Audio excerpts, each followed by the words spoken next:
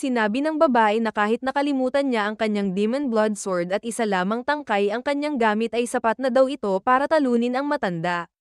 Sumagot naman si Wolzon at sinabing tignan na lang daw nila kung sino ang mananalo at ang totoong mas malakas sa kanilang dalawa. Sumigaw na ang mga ito at sinugod ang isa't isa pero makikita natin na wala masyadong nangyari. Ginamit ng babae ang Raining Steps of the Heavenly Demon at sinabayan naman ito ng Sky-Destroying Golden Axe ng matanda. Nabali lang ang dala nilang mga tangkay kaya sinabunutan na lang nila ang isa't isa. Nakita naman iyon ng ating bida at ng Sword Emperor at hindi sila makapaniwala sa mga ito. Nagulat si Kim dahil sinabi ng Emperor na Paul Ido ang teknik na ginagamit ng dalawa at ang katumbas daw nila sa kanyang mundo ay halos martial masters. Hindi daw ba nakikita ng ating bida ang ginamit na teknik ng matanda na galing sa Dragon's Claw at ang defensive technique ng babae na galing naman sa Buddha? Hindi pa rin kumbinsido si Kim dahil sa kanyang mga nakikita kaya tinanong nito kung bakit ganun ang kanilang mga galaw.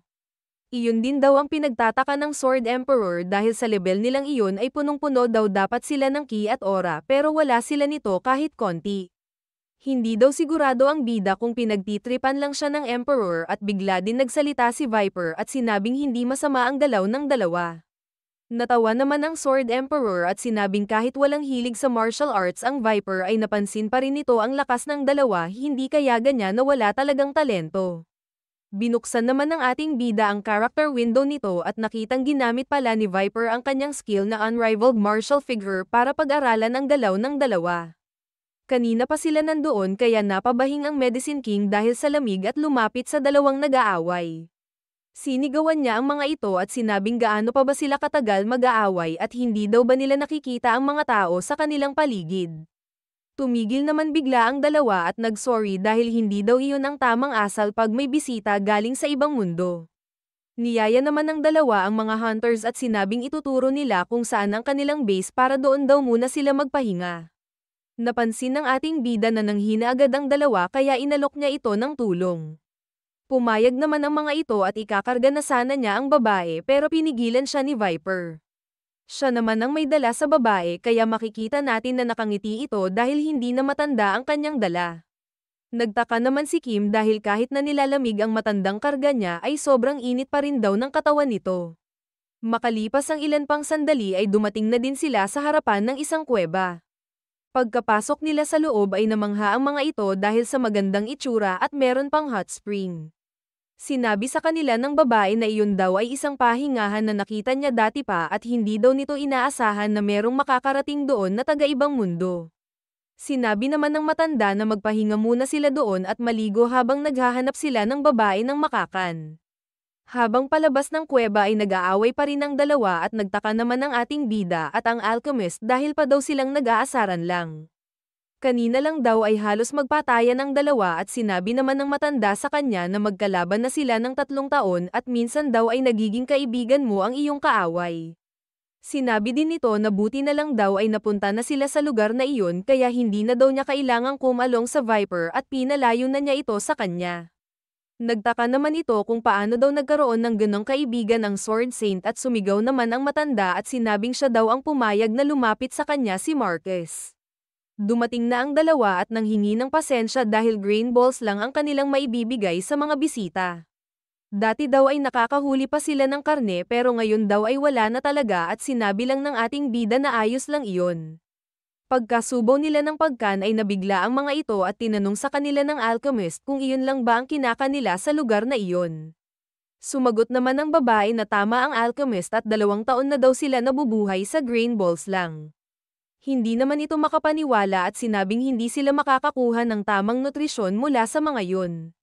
Nagpalusot lang ang babae at sinabing malakas pa naman daw sila at hindi naman na ito natiis ng Medicine King. Naglabas ito ng mga sangkap sa pagluluto at sinabing kaya daw pala napapagod agad sila kahit lakad lang ang kanilang ginagawa. Nagumpisa na itong magluto at makalipas ng ilang oras ay natapos na din ito. Nilagay na niya ang mga pagkan sa lapag at sinabi sa lahat na magpakabusog ang mga ito. Pagkatikim ni Kim ay hindi ito makapaniwala dahil mas masarap pa daw ito sa mga kinain niya nung nanalo siya sa loto at nagwaldas. Tinikman na din ito ng lahat at iyon din daw ang pinakamasarap nilang nakain sa buong buhay nila. Mayabang na sinabi ng matanda na nakatanggap siya ng free Michelin stars dati at isa siyang may-ari at chef ng isang sikat na restaurant nung bata pa siya.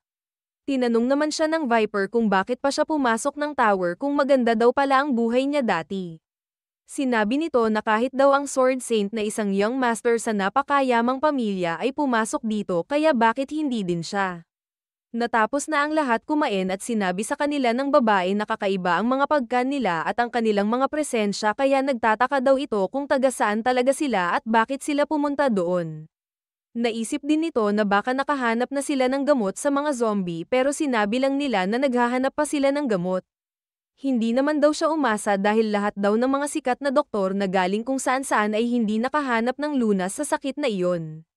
Sinabi naman ng ating bida sa kanya na kasama daw nila ang pinakamagaling sa paggawa ng gamot na galing sa kanilang mundo. Kung may maitutulong daw sa kanila ang dalawa ay may hansa daw na makagawa sila ng gamot para sa mga zombie. Meron daw silang naisip pero hindi nila alam kung makakatulong ito kaya kinuha na lang nila iyon. Pagkabalik nila doon ay binuksan nila ang isang kabaong at sinabing iyon ang pinuno ng Wudang sect.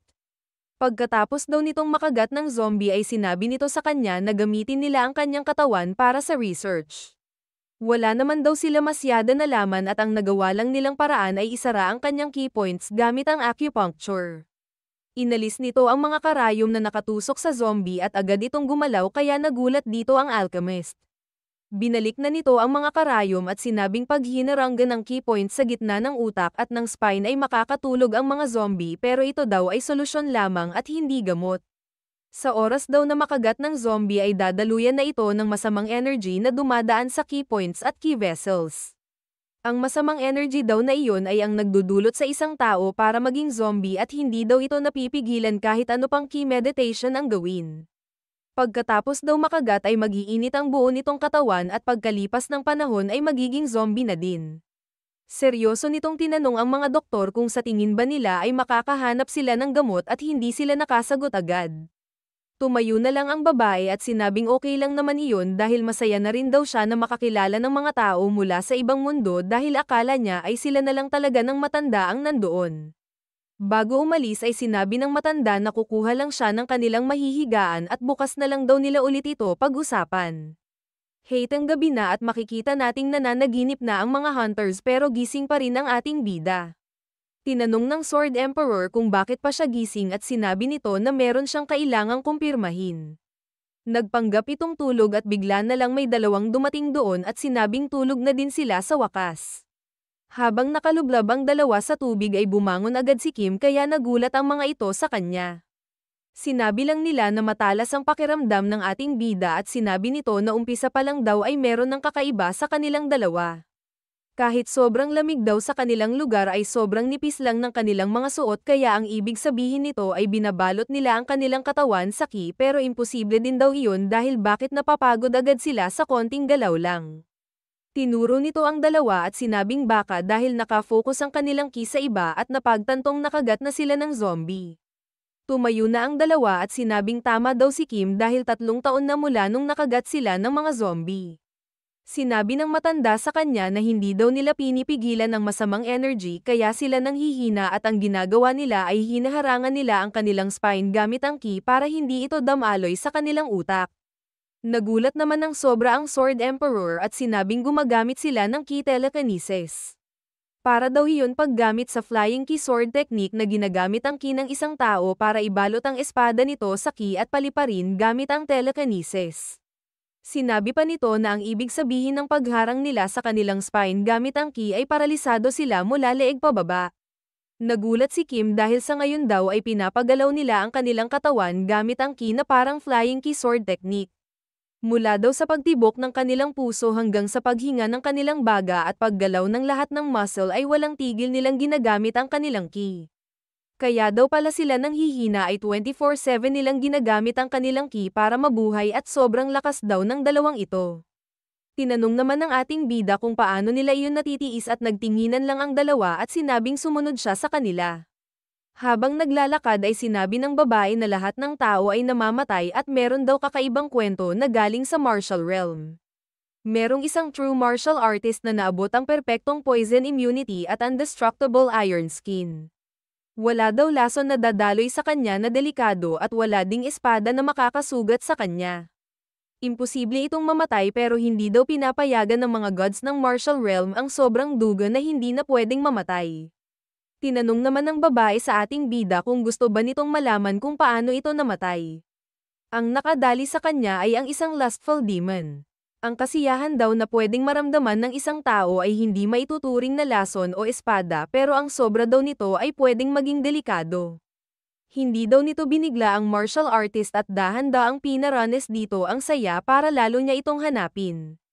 Kalaunan ay hindi na nararamdaman ng martial artist ang sakit ng mga sampal ng demon habang nagtatalik sila kaya paulit-ulit niya itong ginawa. Sobrang saya lang daw ang nararamdaman nito kahit anong klase ang gawin sa kanya ng demon. Sa huli daw ay sinakal lang siya ng lustful demon at hindi ito gumamit ng malakas na teknik o kaya naman ki. Sinabi din na nakangiti lang ang martial artist kahit sa huli nitong hininga at mukhang wala itong pinagsisisihan. Sinabi ng babae na kahit hindi siya tinatablan ng lason o kaya espada ay tao pa rin daw ito at tinatablan ng malas at sinabi din ng matanda na totoo daw talaga itong nangyari at hindi lang kwento dahil galing daw sa kanila ang martial artist na iyon at ang babaeng iyon daw ang nagpadala ng lustful demon para patayin ito. Natawa lang doon ang babae at makalipas ang ilang sandali ay napunta na sila sa lugar kung saan madaming zombie. Habang bumababa ay sinabi ng babae na ang iniisip na layunin ng mga bagong martial artist ngayon ay magkaroon ng eternal na buhay. Habang dinadala nila ang mga natutulog na zombie ay sinabi nito na mali daw iyon dahil kagaya nga ng sinabi niya kanina ay kahit na hindi ka tinatablan ng lason o espada ay mamamatay ka pa rin sa ibang paraan. Pagod nilang pinwesto ang mga zombie at sinabing hindi lang daw dapat pinipili ng mga martial artist ang gusto nilang mututunan. Pinipili daw nila kung paanong martial artist sila mabubuhay at pinipili din nila kung paano sila mamamatay. Seryoso naman itong sinabi na hindi nila gusto ang mamatay sa ganitong paraan. Sinabi ng matanda na mas okay pa daw malason o kaya naman ay mapagtulungan kesa ganito. Naayos na nila ang mga zombie at sinabi sa ating bida na ang rason kung bakit nila ito tinitiis ay gusto lang daw nilang piliin kung paano sila mamamatay. Sabay nilang sinabi na hindi daw matatalo ng mga zombie lang ang Martial Alliance at ang Demonic Cult. Sinigaw nila na kung matatapos na daw ang Alliance o Cult ay mas gusto nila na matalo sa kalaban nila sa kanilang harapan kesa sa lintik na virus na ito. Nagpakita naman ng galang ang dalawa sa isa't isa at nag-request na gawin nila ang kanilang 990th duel. Nag-umpisa na silang maglaban at makikita natin na nanghihina pa rin ang dalawa kaya parang bata pa rin sila mag-away. Habang nanunood sa kanila ay inisip ng ating bida na unti-unti nang nawawala ang apocalypse kung nasaan sila at sinabi nito na hindi siya papayag. Tinanong naman siya ng Sword Emperor kung ano ang kanyang gagawin at sinabing pwede naman niya silang patayin na at mas okay pa daw iyon para hindi na sila mahirapan. Sinabi ni Kim na isa lamang siyang outsider doon at hindi din nila magugustuhan iyon dahil ang gusto nila ay mamatay sa kamay ng isa't isa. Tumingin lang ito sa dalawa at sinabing aayusin niya ang mundong iyon sa sarili niyang paraan. Wala namang nanalo sa dalawa kaya napilitan na silang bumalik dahil malapit ng maggabi. Pagkabalik nila sa loob ay sinabi ng alchemist na pinag-aralan lang nila ang bangkay at tinanong siya ni Kim kung meron bang magandang balita. Sinabi nila na wala pa rin kaya umalis na muna ang babae at sinabing magpapahinga na muna ito at babalik na lang ulit mamaya. Seryosong tumingin ang ating bida sa alchemist at tinanong kung gaano katagal aabutin kung gagawa sila ng gamot para sa mga zombie.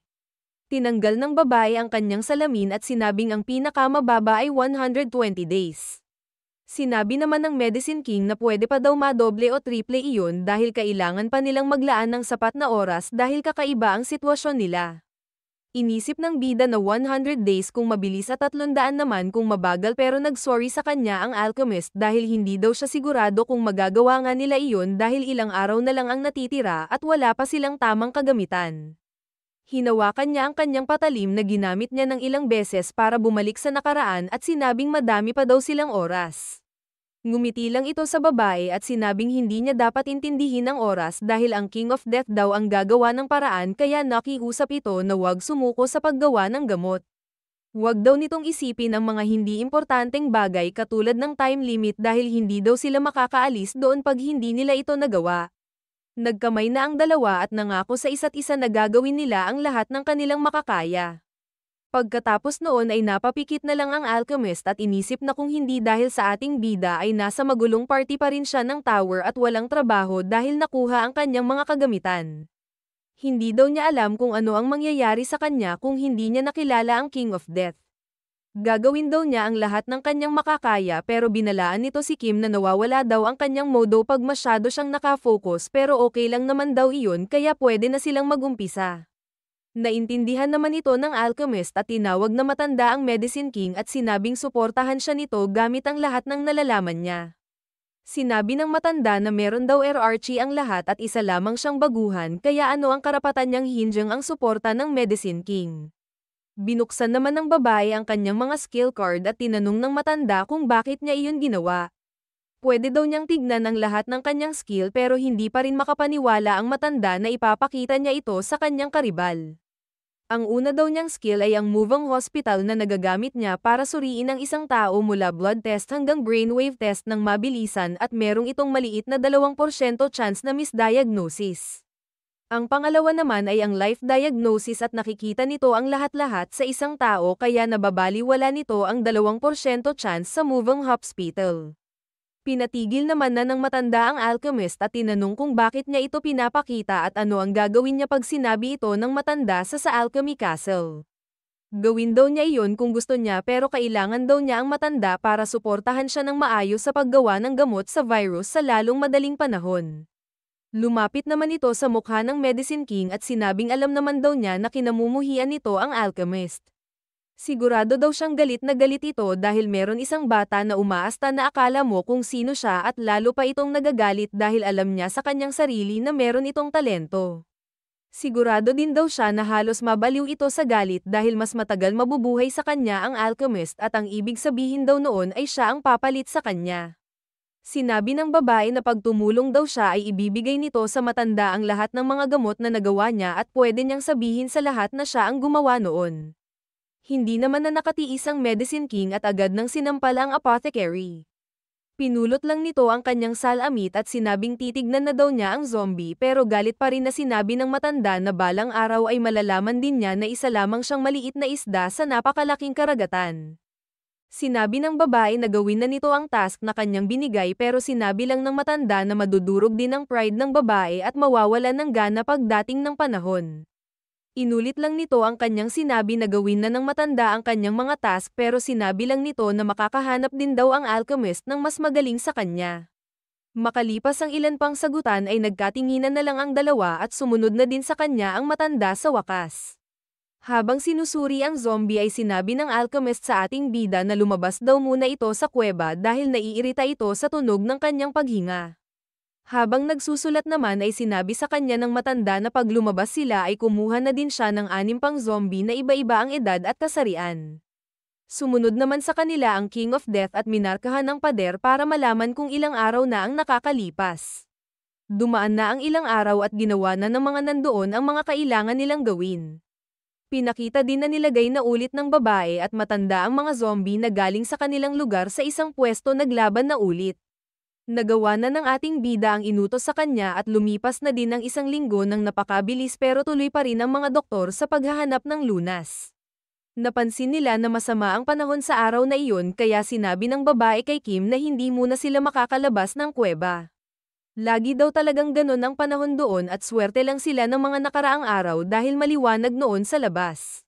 Nag-alala naman ang King of Death at sinabi sa babae na okay lang ba iyon dahil gagalaw ang mga zombie na galing sa kanilang lugar at paano kung mapadpad sila sa malayo. Sinabi naman nito na wala na silang magagawa kung ganun ang mangyari at kailangan na lang nila itong tiisin. 3 years ago daw ay libo-libo ang mga alagad ng Demonic Cult at ng Alliance doon pero habang lumilipas ang panahon ay pabawas ito ng pabawas.